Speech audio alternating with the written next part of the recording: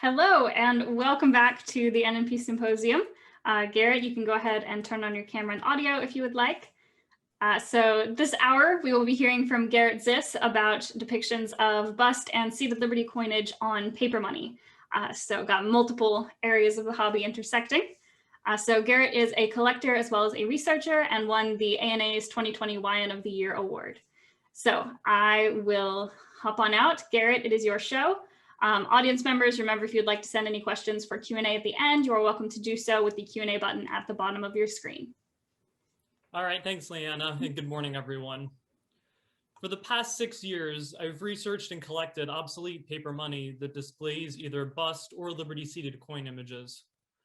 During this time, I've not only learned a lot about these notes, but also about the economic history of the United States.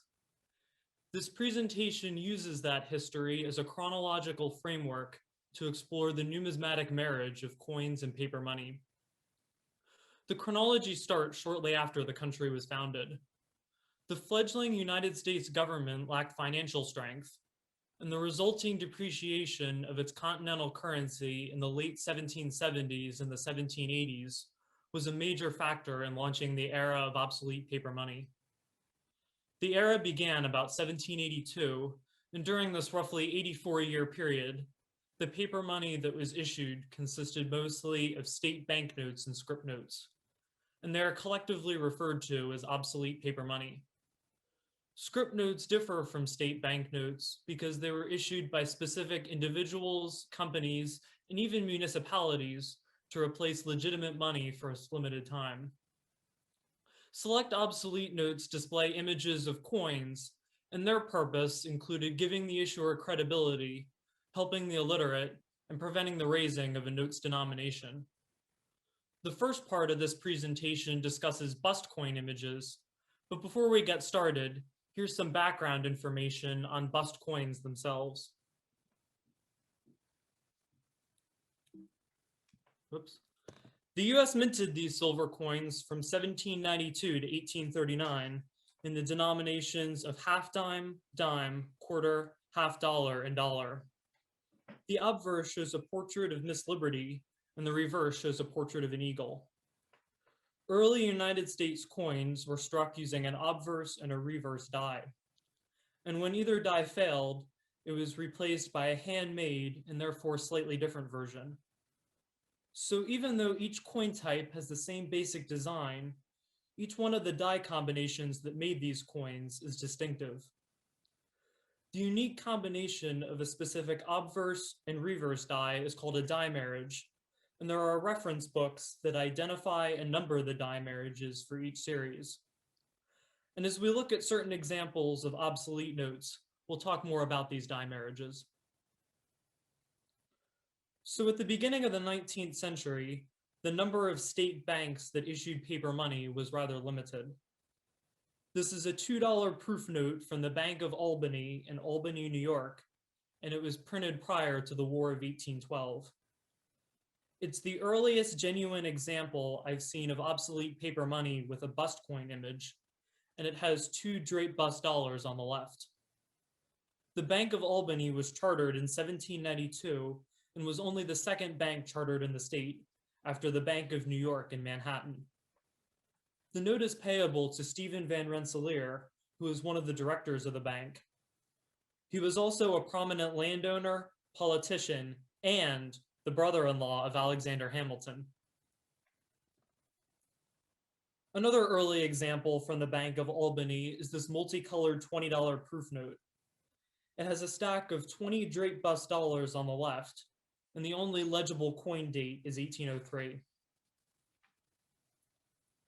Abuse of the banking system and economic instability during the War of 1812 led banks in Baltimore, Philadelphia, and New York to suspend specie payments in the late summer of 1814.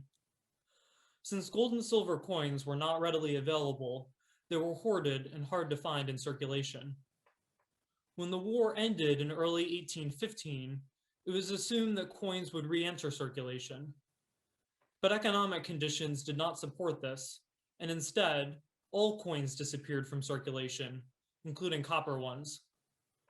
Merchants struggled to make change and keep commerce moving, and as a result, there was a rise in business-issued scrip notes in 1815 and 1816.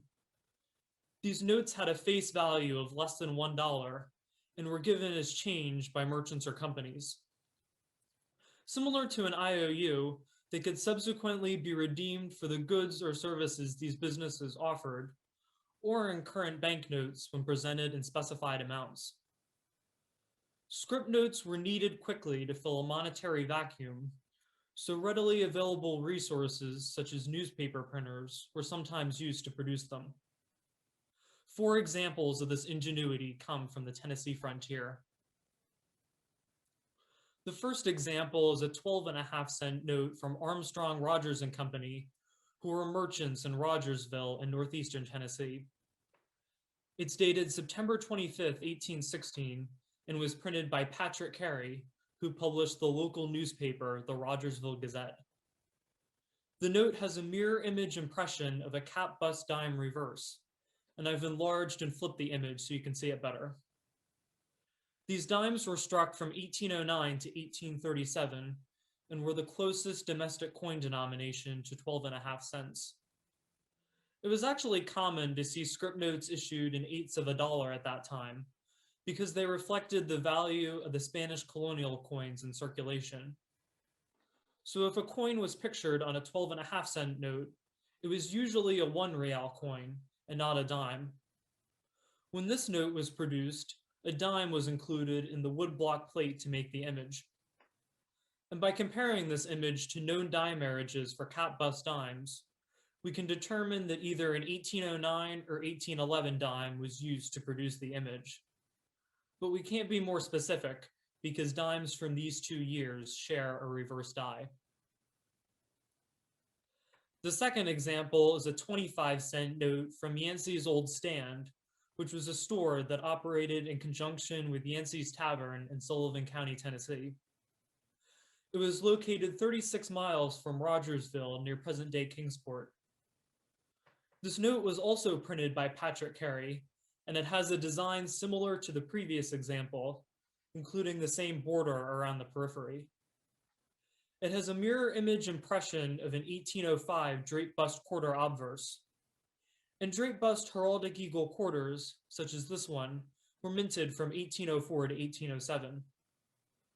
Based on comparisons with known die marriages, an 1805 B2 drape bust quarter was used to produce the image. The third example is a 25-cent note issued by James Shelton of Coke County, Tennessee, and is dated November 21st, 1816. It was printed by George Wilson, who was located in Knoxville and published the local Knoxville Gazette. The note displays a mirror image impression of a drape bust heraldic eagle quarter reverse, so it's the same type of coin that we saw on the last note. Based on comparisons with known die marriages, either an 1805 B2 or B3 drape bust quarter was used to produce this image. But we can't be more specific because these 2 die marriages share a reverse die.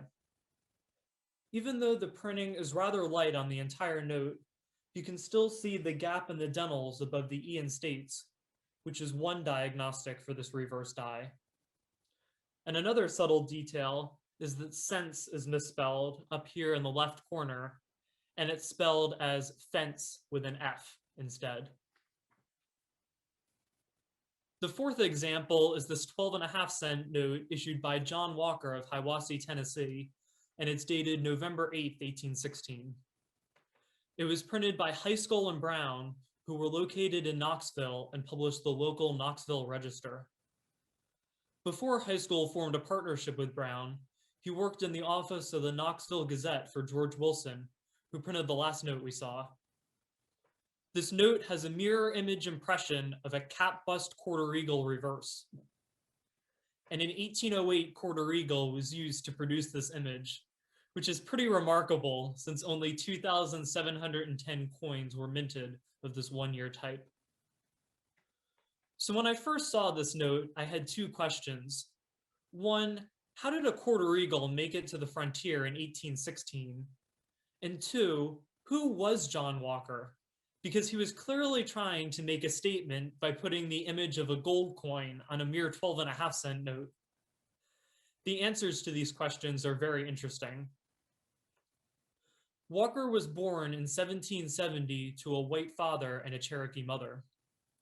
He settled along the Hiwassee River, northeast of present-day Chattanooga, and was a very successful businessman. He operated a ferry on the river and also owned a store and lumber and grist mills. Walker was involved in Native American affairs his entire life, including being a member of several delegations that negotiated treaties with the US government. He traveled to Washington, D.C. for treaty negotiations in March of 1816, so if he did not obtain the quarter eagle through one of his businesses, he certainly had the opportunity to do so during this trip to Washington. Specie payments started to resume in 1817, but the economy still floundered and experienced another downturn in 1818 and 19. And this note is from that period. It's a $1 note from the banking house of John H. Pyatt in Cincinnati, and it's dated October 1st, 1818. It was printed by Murray Draper Fairman and Company, which was one of the main banknote engraving firms at that time. The dollar image on this note is a fantasy coin. It vaguely looks like the cap bust design that was used on other denominations, but cap bust dollars were never produced. In addition to this bank, John Pyatt was also involved in several businesses in Cincinnati, and he also invested in land. He became very wealthy, and back when Congress hesitated to fund the War of 1812, Pyatt stepped in and provided supplies for the Army of the Northwest, commanded by his friend, General William Henry Harrison. When the price of provisions tripled in 1814, Pyatt mortgaged his properties and borrowed money to continue his support of the troops. Unfortunately, the United States did not repay him after the war, and he ended up in debtor's prison, where he died in 1822 at the age of 40. Almost 60 years after Pyatt's death, his heirs were finally reimbursed by the government as a result of a Supreme Court ruling, but this payment did not include any interest. During the 1820s, the number of banks did not increase significantly, but this started to change by the early 1830s. It was great news for banknote engraving companies, such as Rawdon Wright and Hatch, who were formed in 1832. They printed paper money with 4 different bust coin images, although none are of genuine coins. Rawdon Wright and Hatch also multiplied and/or combined these images in various ways to meet their clients' needs, and overall, they produced about 40% of the notes with bust coin images. Their first image is displayed on this $10 note from the Bank of West Florida in Apalachicola, and it's dated November 18th, 1832. It shows a stack of 10 draped bust dollars that are dated either 1799 or 1800. This vignette was originally a Durand Perkins and Company design, and it's also reminiscent of the stacked bust dollars that we saw earlier on the Bank of Albany notes.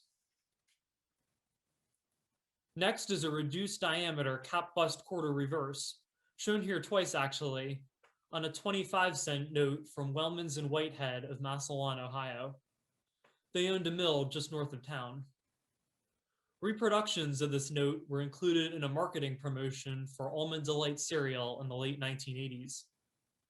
You had about a 5% chance of finding real money in the box, and those who didn't ended up with either a piece of foreign currency or a replica of an obsolete note.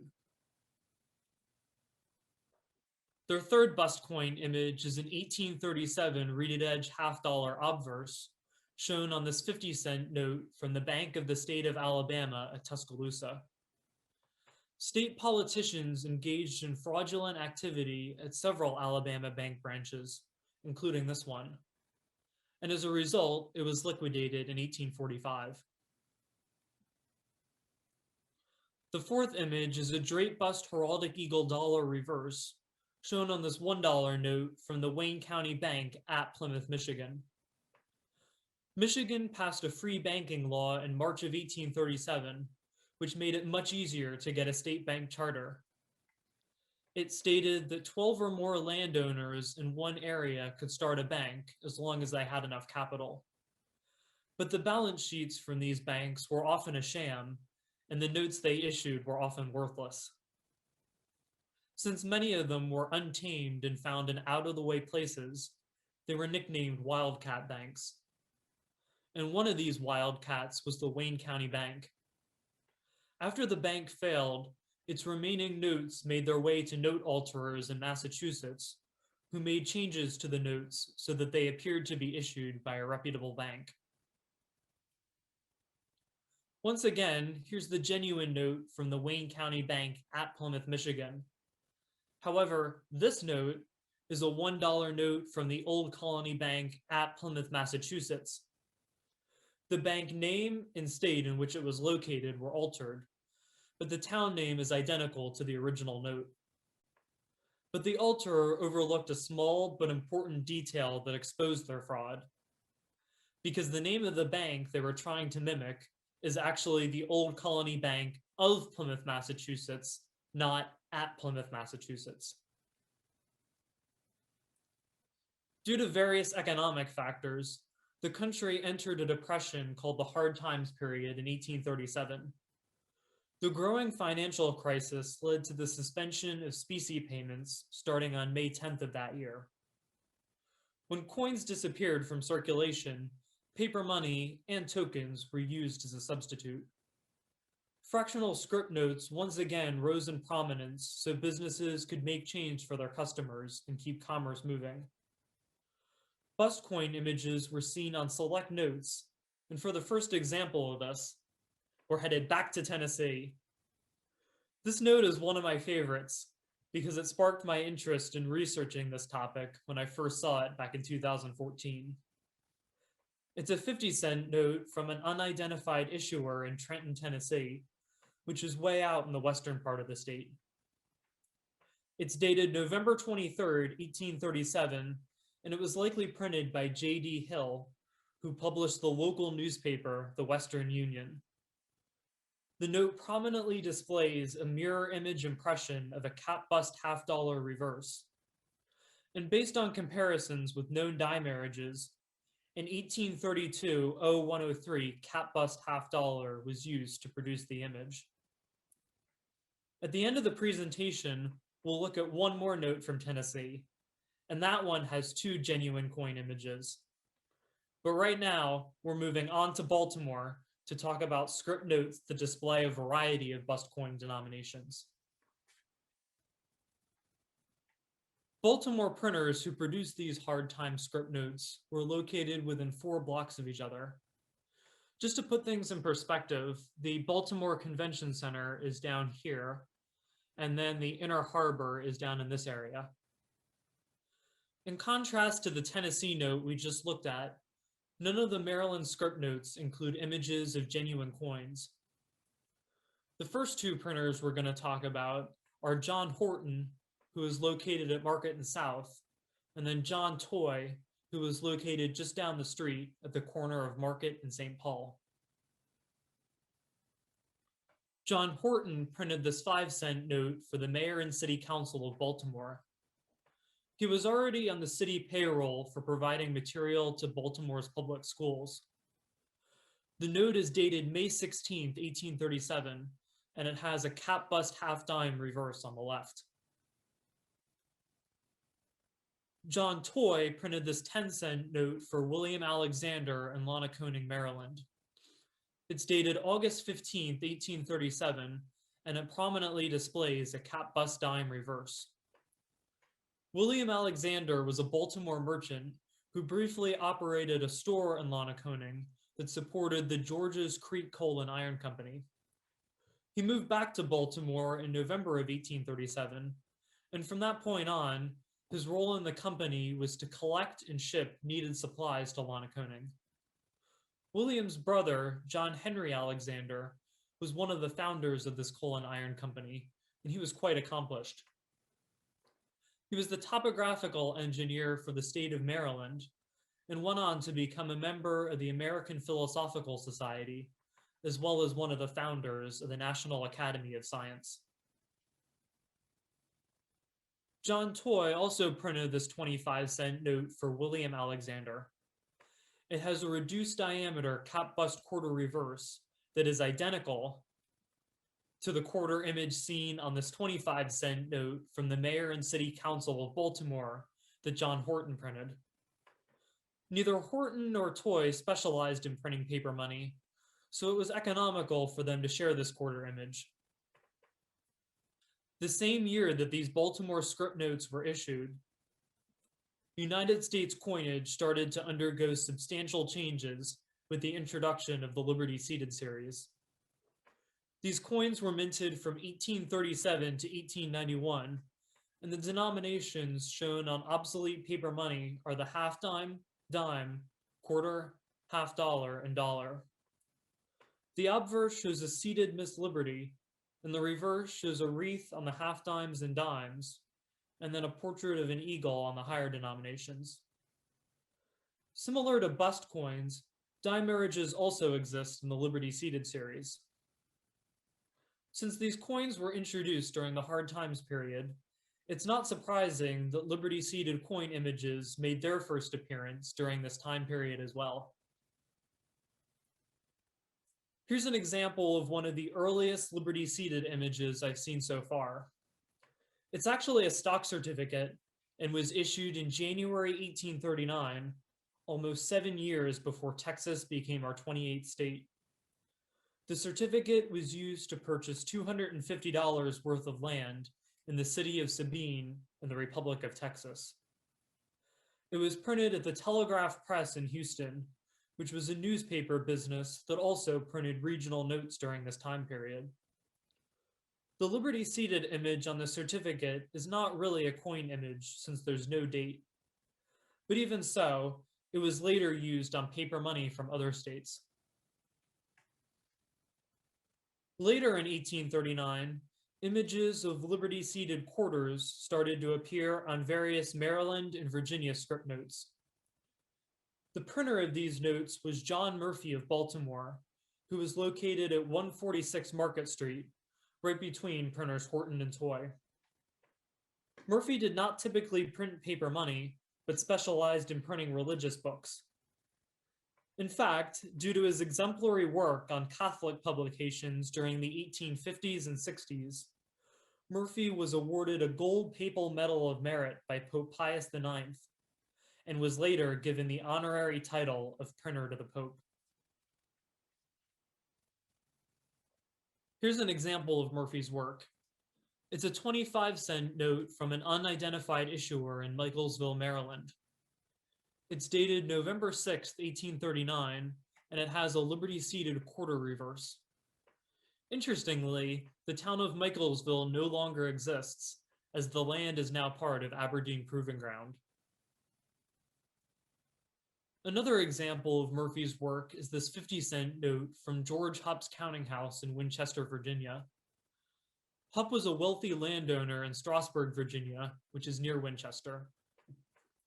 There's no doubt that Murphy was the printer of this note, since his name appears on it 3 times. The first one is over here on the left side. The second one is at the bottom right-hand corner. And then the third one is at the bottom of the train vignette. The note is dated November 1st, 1839, and it has an image of a half-dollar reverse. It's typically referred to as a Liberty Seated half-dollar in numismatic descriptions, but I believe that it's an 1838 or 9 rated edge half-dollar, and here's why. There were minor hub differences between the first Liberty Seated design and the 1838 rated edge design, and most 1839s. Murphy's half-dollar reverse image shows an open claw on the eagle, an arrow feather that extends well below the stem, and then a larger shield and lettering. These characteristics are all consistent with those of 1838 and most 1839 rated edge halves, but not with Liberty Seated half-dollars. Another key piece of evidence is that Murphy's half-dollar image actually first appeared in 1838 on a 50-cent note he printed during a brief partnership with William Spalding. And this was well before Liberty-seated half dollars were first minted in August of 1839.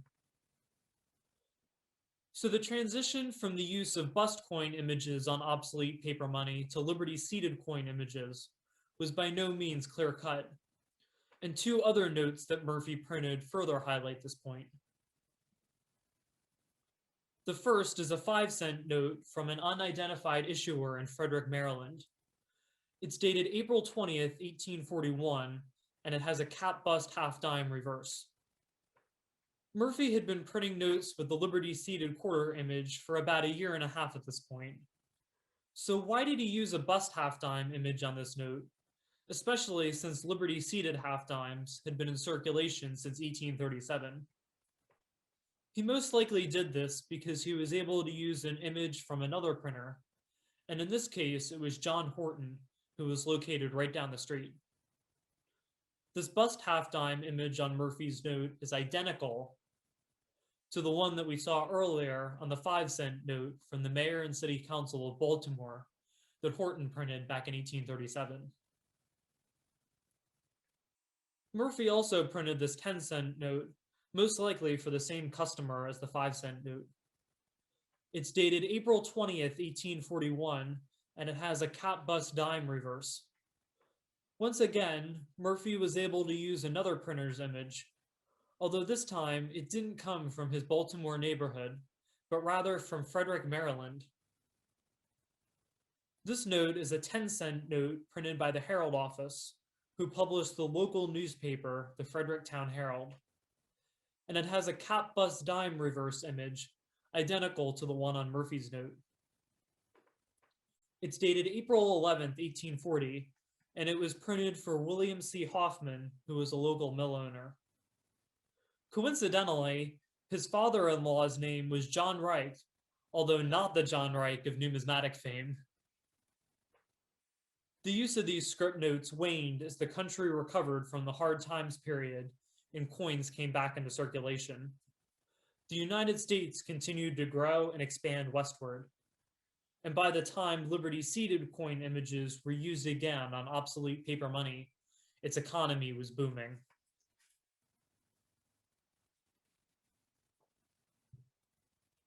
Starting about 1854, these new images were found on select notes produced by Rawdon, Wright, Hatch, and Edson. The company had added Tracy Edson to their name in 1847 when he took control of the firm. They printed paper money with 4 different Liberty-seated coin vignettes, although none of them include images of genuine coins. The first vignette is displayed on this $1 note from the Mount Holly Bank of Mount Holly, New Jersey.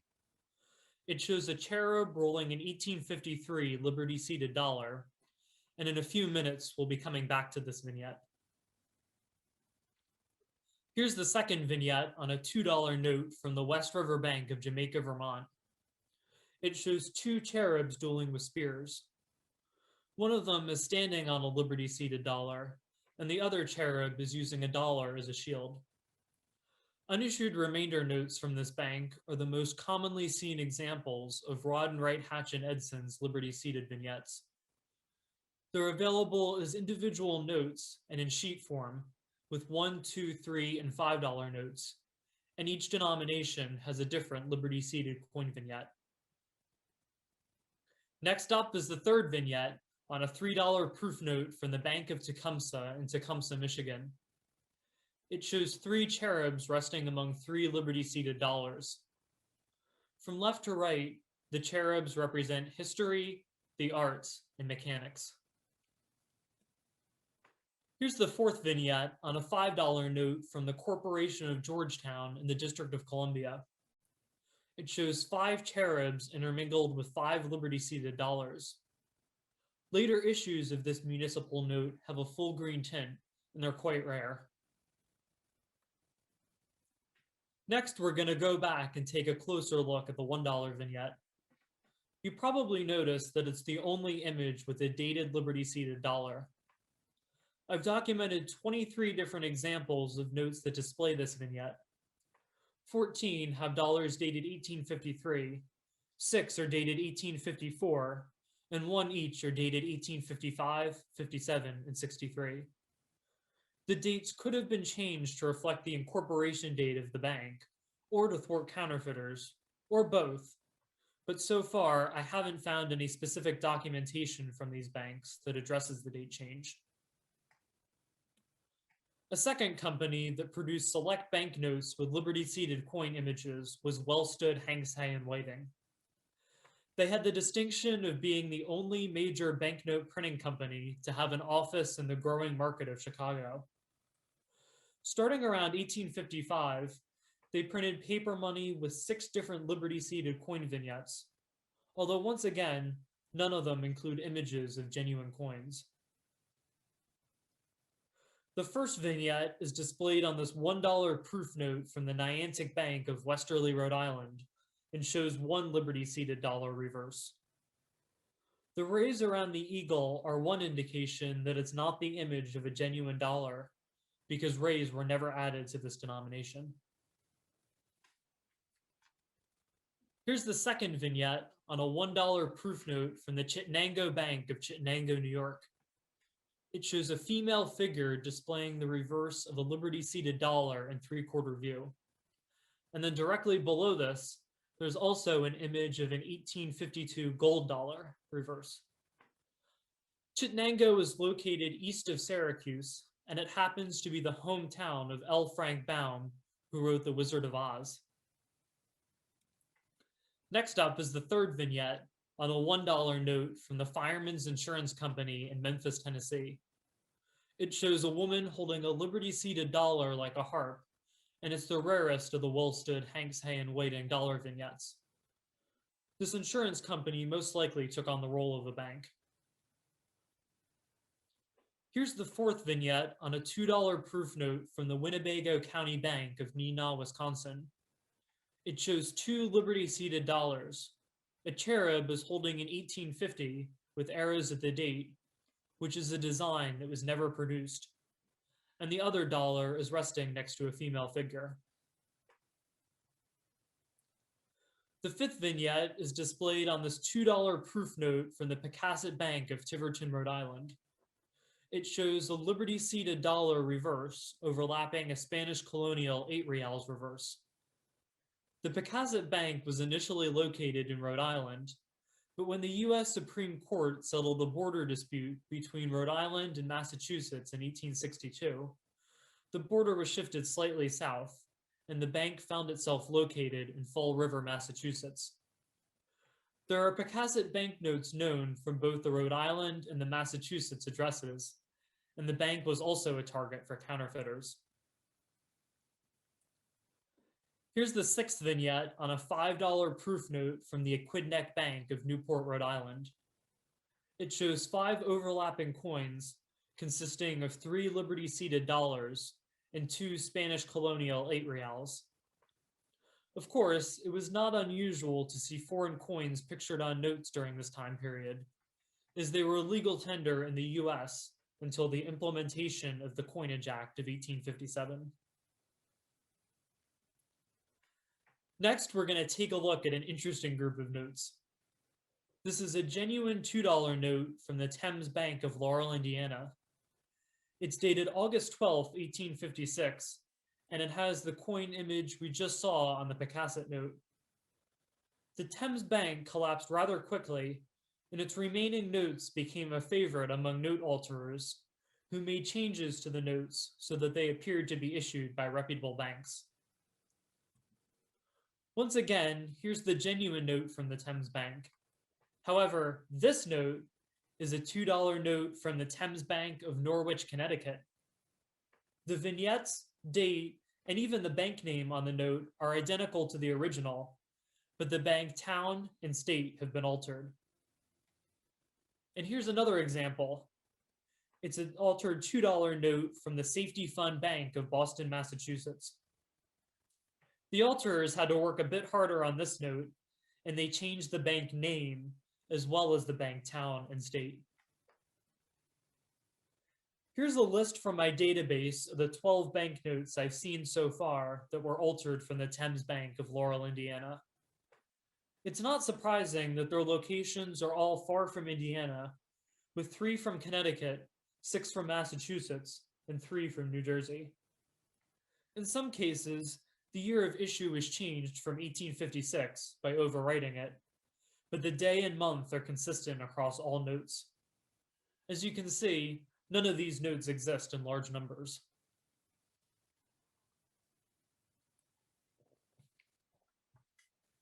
The country faced yet another economic crisis in 1857 that dramatically changed the banknote printing business. Many state banks failed, and not many new ones were chartered, so orders for new notes decreased substantially.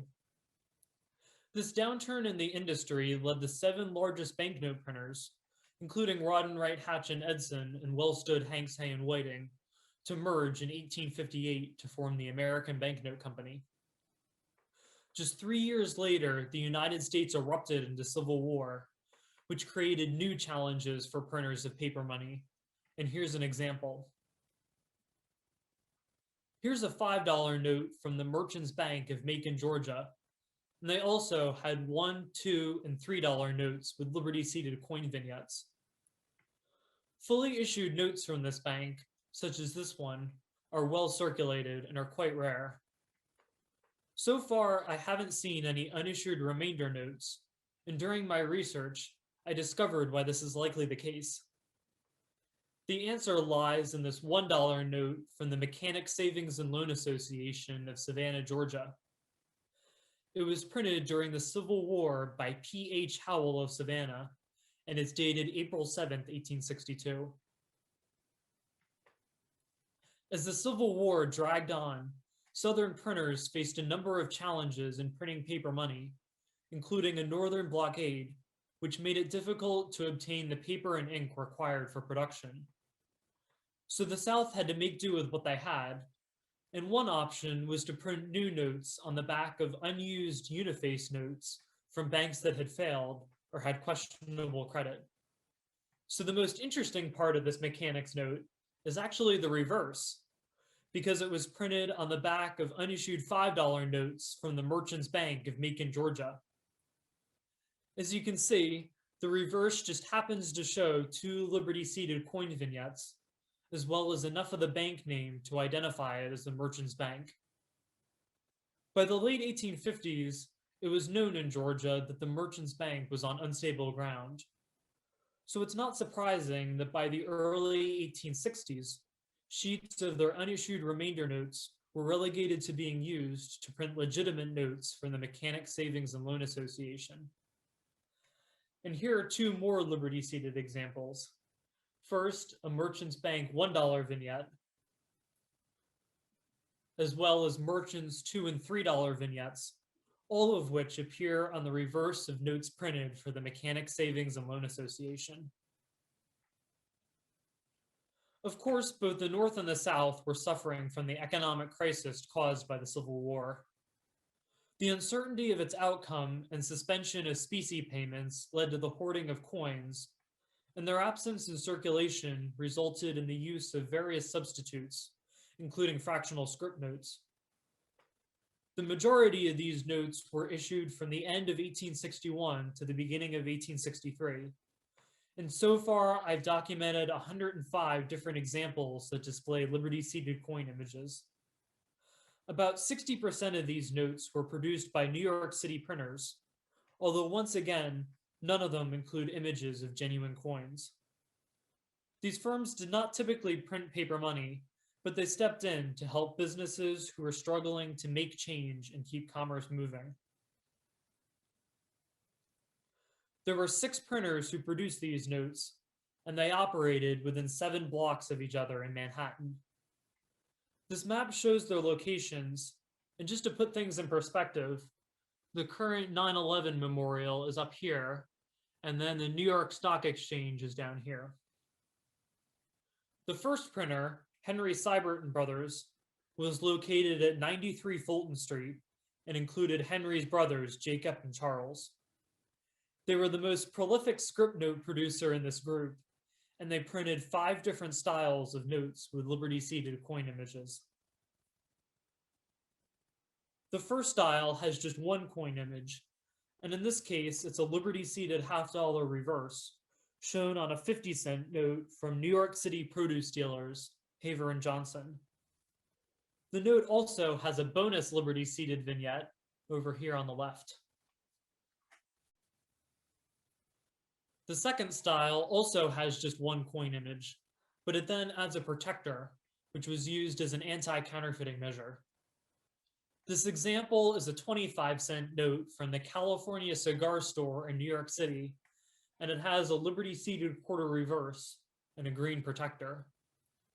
The unfamiliar spelling of the word cigar originated in England and Northern Europe, but eventually the Spanish spelling that we use today was adopted. In Seibert's third style, coin images were found both outside and inside of a more substantial protector. This example is a 10-cent note from merchant R. Dunham in Plainfield, New Jersey. It has one liberty-seated dime reverse over on the left, and then in the red protector, there's two coin images, a second dime reverse on the left, as well as an 1853 with arrows dime obverse on the right. The coin images in the red protector are a bit harder to see because they're printed under a top layer of black text. As you would expect, the two dime reverse images are identical. The fourth style only has coin images inside of the substantial protector, and it can be seen on this 50-cent note from the Merchants Change Association of Brooklyn, New York. In this case, it has two identical liberty-seated half-dollar reverses within a blue protector and flanking the denomination. The Merchants Change Association is an example of how some businesses banded together to make small change during the war. There were 10 merchants who participated in the association, and they are listed on the back of the note. Their occupations included dry goods dealers, chemists, jewelers, and bakers, and their businesses were on or near Fulton Street in Brooklyn, within about a 6-block area. Seibert's fifth style only displays coin images as part of a plain protector. This example is a rare 10-cent note from Gustavus Lindenmuller's restaurant in New York City. It has an 1853 with arrows dime obverse on the left side of a green protector, and then an 18 liberty-seated dime reverse on the right side. Lindenmuller owned a few saloons, including the Odeon Theater, which was a combination of a saloon and a concert hall.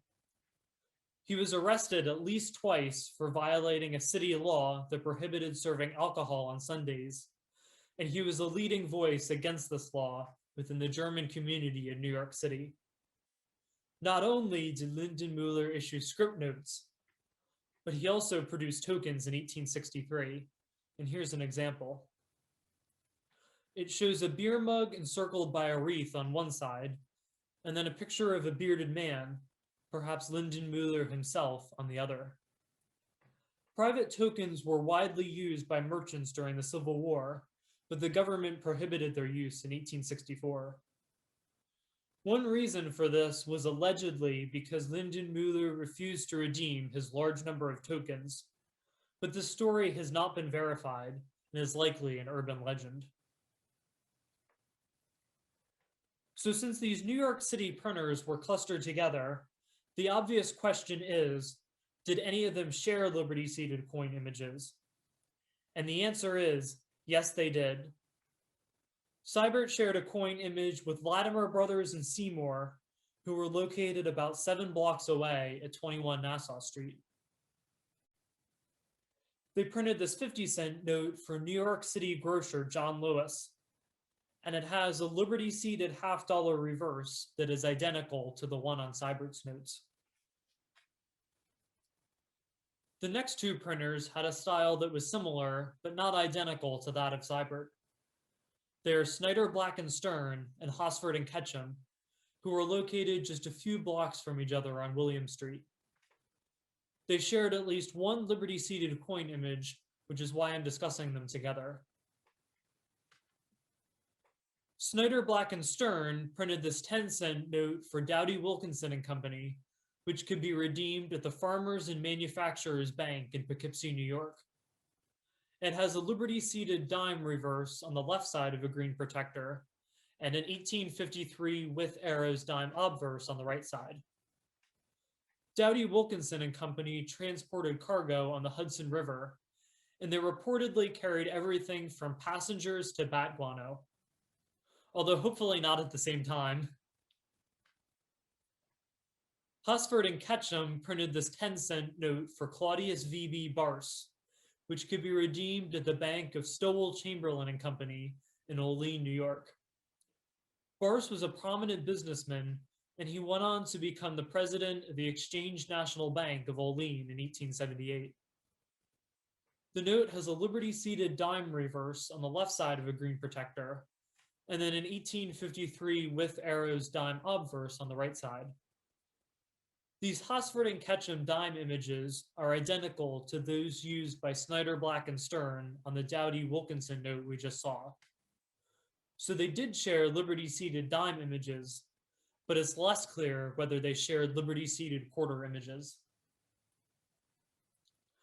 Hosford and Ketchum printed this 25-cent note for John Williams, which could be redeemed at the Bank of Catasauqua in Pennsylvania. Williams was a cashier for the Crane Iron Company, which was a national leader in the anthracite iron industry. The note has a Liberty-seated quarter reverse on the left side of a red protector, and then an 1853 with arrows quarter obverse on the right side. Snyder, Black, and Stern also printed a 25-cent note with quarter images, but unfortunately, I don't have a clear enough image of that note to definitively determine if they're identical to the quarter images on this note. We have two printers left to cover, and they are Ferdinand Mayer and Company, located at 96 Fulton Street, and Korff Brothers, who were a few blocks away at 54 William Street. Mayer and Korff were both German immigrants, and they worked together in the early 1850s before establishing their own printing businesses. Some of you may recognize Mayer's address, since it was the location of the American Numismatic Society from 2004 until 2007. Mayer printed this 5-cent note for N.P. Wheeler, which could be redeemed at the Bank of Norwich in New York. Wheeler was a businessman, town supervisor, and clerk in Norwich. The note has a Liberty-seated half-dime reverse, and while this is not an image of a genuine half-dime, the coin's design is correct, with the words half-dime within the wreath. This is in contrast to seated half-dime images produced by other printers of the time period that incorrectly show the words 5 cents in the wreath.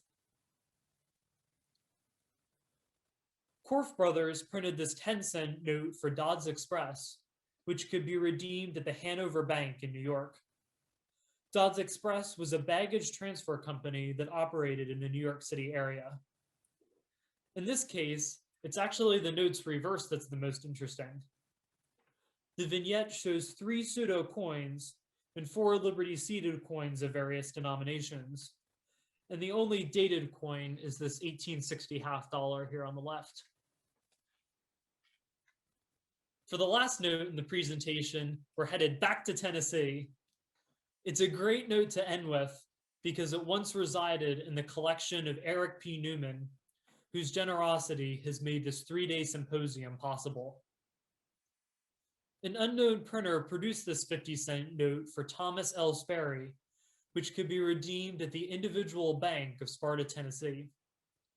Sperry was a prominent merchant selling everything from hardware to clothes to groceries. He was very successful due to Sparta's location on the trade route between Knoxville and Nashville. The note is dated April 24th, 1862, and displays 2 mirror image impressions of a Liberty-seated half-dollar obverse. The image on the left is dated 1855, and the one on the right is dated 1850. It's surprising that an 1850 half-dollar was available to make this note, since its higher silver content would have driven it out of circulation much earlier. Neither image is very clear, although the 1855, which I've enlarged here, is a bit better than the 1850. I tried to attribute the die marriages of the half-dollars used to produce these images, but I wasn't able to come up with anything conclusive. So I contacted Liberty-seated half-dollar expert Bill Boogert, who is very willing to join the effort. Unfortunately, our investigation led us to the conclusion that the image details are not distinct enough to definitively make the attributions. But even so, this is still a great piece of history from a state that held divided loyalties during the war. Not too long after this note was issued, the Union government passed much-needed legislation in an attempt to strengthen its monetary system and crippled economy. The Act of July 17, 1862, outlawed private scrip notes as of August 1st of that year, which paved the way for federally issued fractional currency. In addition, the National Bank Act of February 25, 1863, gave rise to a national banking system and signaled the end of state-chartered banks and the notes they produced. Of course, it took some time for scrip notes and state bank notes to make their way out of circulation, but within a few years, the era of obsolete paper money came to an end. And the presentation also comes to an end with this slide. Based on the examples I've documented so far, this map shows specifically in which states obsolete notes with bust and/or liberty-seated coin images were found. Orange states denote where only bust coin images were seen. Blue states denote where only liberty-seated images were seen, and both were found on notes in the states colored red. Considering the country's growth and expansion during this era, it's not surprising that I've only documented 109 different examples of bust coin images on obsolete notes, but 246 different examples of liberty-seated images.